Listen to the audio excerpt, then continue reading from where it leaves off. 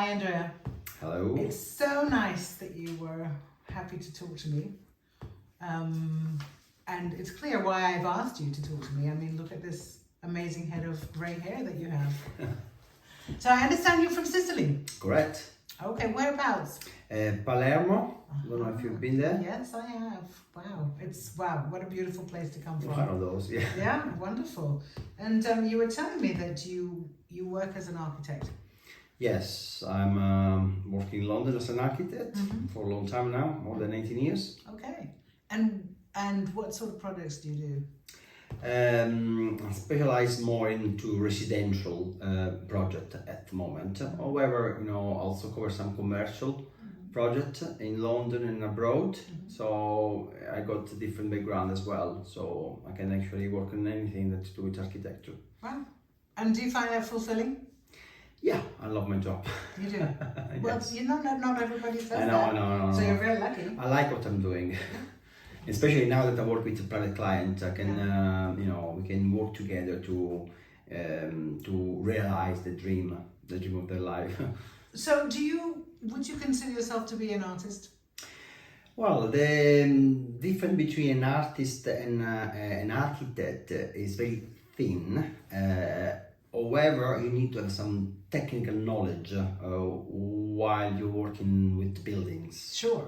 So, but you definitely need to have an artistic soul, I would say. And you have to have a very aesthetic viewpoint. What I like to work with is more with emotion, give Okay. emotion, the touching of the material, the lighting setting, you leave your space, you need to feel comfortable. So when you do your projects, are you involved from top to bottom? Yeah. I start a new project, for example, right now, and what I ask my client is just to populate a folder in Pinterest with all the inspirational images, project that they saw around that they like to share with me. So I need to understand their style first. Okay. And then I ask them question: what you doing? Are you cooking? You have children? How you spend your day? You spend a lot of time at home? You stay outdoor? You like a garden, you got an orto, for example, like a place where you grow your own vegetables. So I inform myself with all the elements that I need to then compose together the project. I listen my client a lot, not just. So it's actually like a whole picture that you're creating, and it's very personalized. Absolutely, that is that's why my client like to work with me, because. Sometimes they fell apart with the previous architect or previous designer because they actually didn't deliver what they want. My client has specific idea, wishes, dreams, so you need to listen to them and understand their way, how they do things with the day. They wake up, they have exercise. So for example, they want a gym next to the bedroom, they want a big shower because they like to have a shower, or things like that. And so you need to really understand what they want and their lifestyle, basically. And then obviously I do my work. It sounds though that these are projects that are more high end. Not all of them. I've been involved in a lot of conversion, and even a small driveway to Camden and whatever. But it's not about the scale of the project or how much money my client has. It's more to do with the one-to-one and provide a good service to my client. Doesn't matter what I'm doing.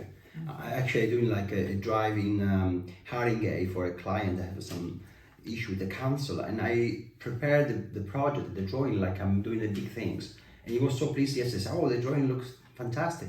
But I think it is important when the council received the drawing, they understood that, they understand that I can put a soul, there is a heart there, not just a line. Yeah, not just like, the other lines on the paper, that's what we're having. Correct. You've actually given it a whole... Let them understand that I understand the area, I know what they want.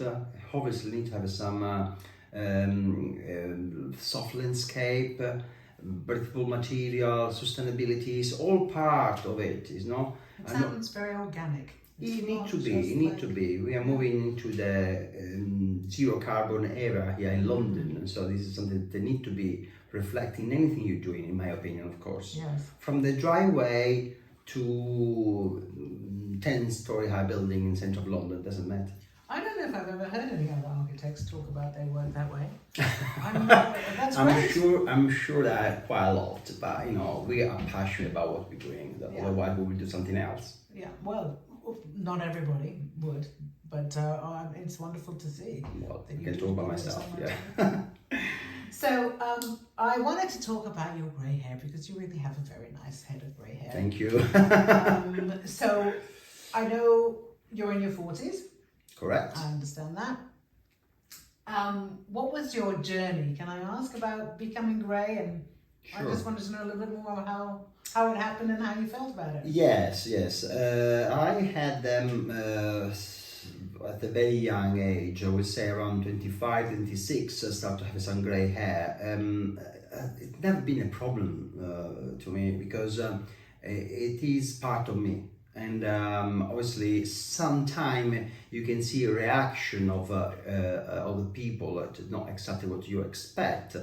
Like, oh, how old are you? Oh, are you eating well? Oh, are you sick? Or whatever. Or what happened to your hair? Some this kind of, but that was at the beginning. Or when people, they don't really know. So these are your peers, people that you Correct. knew you were Correct. concerned for your health. Yeah. You know, at the age of 30, I was already a kind of a grayish, more, less than now, of course. But yeah. And so that wasn't a problem at all, and I actually found it as an advantage because my hair kind of strong as well, so I'm sure I'm not gonna lose them. I Yes, also. well that's the alternative, isn't it? You either Yeah. go grey or you just lose it completely. Yeah. But I haven't seen any discrimination, I have to say.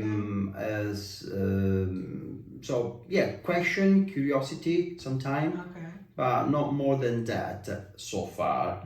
Now I'm much more grey than before, of course. That's the journey. It's the journey. Still, it's not the problem for me. Let's see how the people react. I don't know. Do you think that perhaps with your work, people might take you more seriously because you're? Yeah. I've been working as an architect in UK for 18 years, Okay. so I got a quite of experience. And when I was younger and I was introduced by colleague to new job, new client, they didn't actually. Obviously, I was looking younger, yeah. So they were not take me in seriously. Yeah. But I think now when I approach a new client.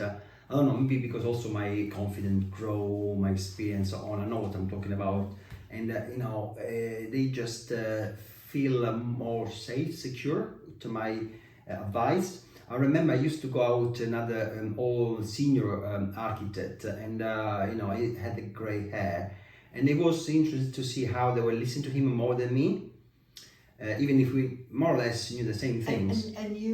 And that made an impression on you that they were listening more to him? Yeah, because he had, he appeared like a more senior, which wasn't actually true, kind of. But yeah, I think now is getting better because now I totally have a grey hair. And when I see clients, they know that I have a kind of experience as well. And so they do you feel that actually comes across now because they look at you and yeah, it's an advantage. You have more depth and more? Historically, modernist architect, they actually did more of the iconic building later on in life, and that is something that I start to experience more now.